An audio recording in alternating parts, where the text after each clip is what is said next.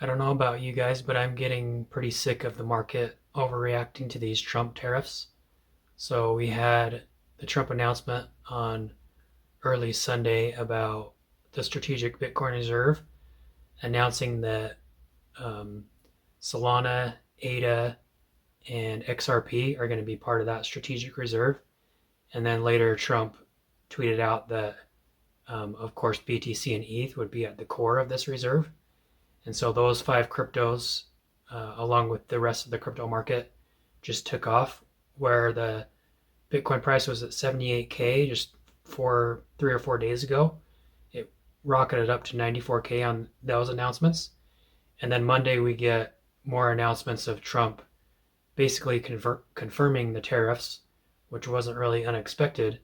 But then the market just freaks out again, and Bitcoin drops to 86K. So in this video, I'm going to explain why this is stupid that people are reacting to this. I'm going to give 5 reasons why these tariffs are actually good for the economy in the long run, and especially risk on assets like stocks and crypto. I'm also going to talk about 3 coins that I just bought here on this dip, where everybody's just losing their minds over these tariffs. And I just added 3 cryptos, not a ton, but just a little to my positions.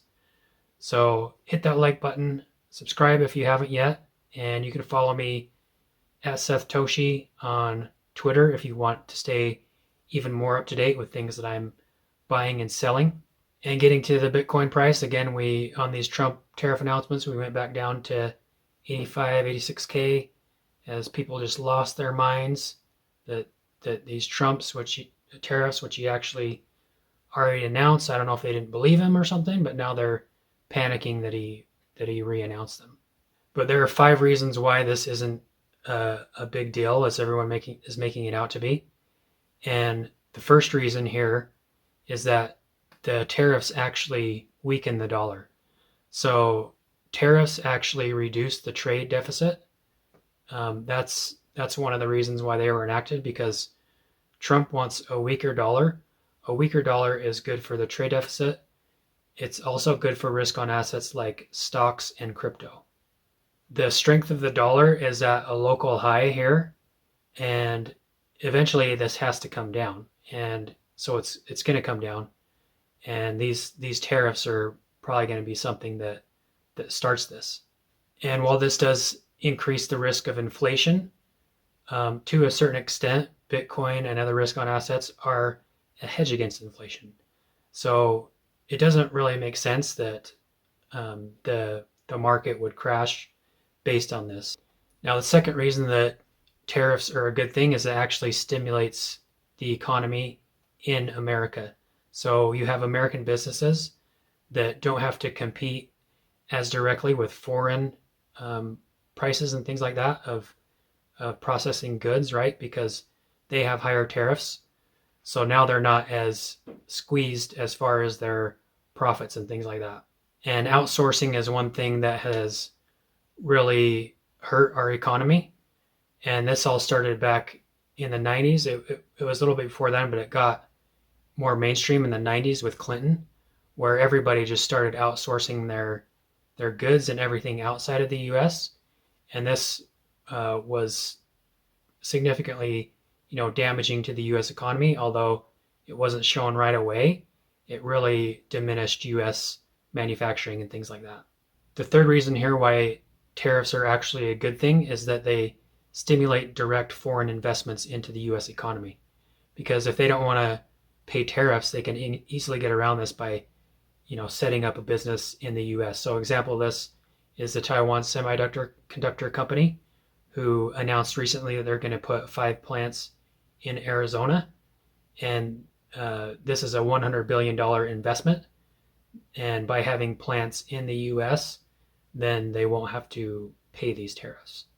The fourth benefit of the tariffs is they strengthen negotiations. So tariffs on Canada and Mexico particularly are going to hurt Canada and Mexico worse than it will the US.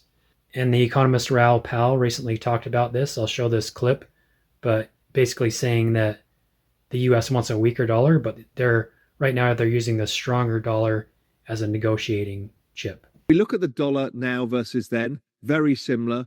Trump back then said the dollar is too strong. They've already talked about it, him and 𝗥𝗲𝗀𝗀𝗀. They've already talked about the long end of rates. What they want is the dollar to, first they will use the dollar as a bargaining tool with the Chinese, the Europeans, the Canadians, the Mexicans to get the tariffs in place. In exchange, they will give a weaker dollar. That helps everybody out. We could all then move forwards with the global economy, and the global economy should be strong. So the US is in the more strength position here, and they can negotiate better deals. Now, Canada and Mexico, Canada especially, I've seen some things about how they have tariffed excessively things to the US. And so what these things are designed to do, they're not designed to screw Canada, Mexico, China. These are just designed to make things fair. You know, it's not like the US is trying to screw people. They're just trying to get a fair environment, because for years we've had these countries under weak leadership take advantage of the US economy, and with deals that Biden and other people have made. And we haven't really used our negotiating power very well. The strong points of our economy and things like that, we haven't really used that to our advantage in the last administration. And that's all Trump is trying to do with these right now. The fifth thing to point out here is that crypto is a global asset. They're global assets, right? So at the end of the day, with all these back and forth tariffs, the net effect on the global economy is basically zero. You know, we do have, as far as volume, the US is a leader in crypto and buying crypto, but it's still a global asset. We have a lot of other countries out there these people in these countries are buying crypto. We have the UAE, Europe, Australia, China, eventually is going to get more into this. It's already starting in Hong Kong, but crypto is a global asset. And as regulations come down, then this won't matter as much.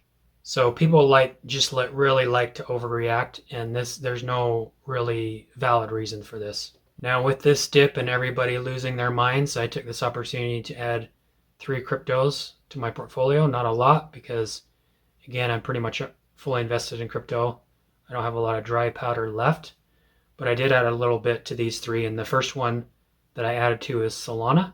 Now again, Solana is one that Trump mentioned as being part of the strategic reserve. So it's not going away anytime soon, right? It's going to be a staple of that. And so I added a little bit to my position there. The second coin that I bought is Ondo Finance. Now Ondo is a real world asset play, and it's backed by BlackRock. Ondo is a strong real world asset play because of that backing, and real world assets are going to be really high up on the narratives for this year. Last year they were the 3rd leading narrative, right after AI and memes. And so this is going to be a big area as well, as people look to put all kinds of different assets like stocks and anything, property on chain, because it just makes it more efficient. And so this category is really going to benefit from that. And then the third one I'm adding to here is 𝗥𝗲𝗀𝗀𝗀𝗀, and I did a video about this. This is basically a beta play on XRP, and 𝗥𝗲𝗀 has gone down to about 16 cents here, but I still think it has good fundamentals and not a lot of people really know about it. So that's another one that I really like here. Now 𝗥𝗲𝗀 is a lot riskier than these other 2 coins. It has a much lower market cap, and I do have a lot more XRP than I do 𝗥𝗲𝗀, but 𝗥𝗲𝗀 just gives me a little bit more risk reward because it has a potential to go up exponentially beyond XRP, because it has a smaller market cap and it's kind of in the same area as XRP. So that's it, guys. The market is pretty stupid sometimes when it reacts to this news, and we can take advantage of this as these cryptos have gone down again. Better times are coming. The weak hands, the people that don't have conviction in crypto, are getting shaken out, and eventually the people that stay in and endure these hard dips are going to be the winners. Thanks for watching. We'll see you next time.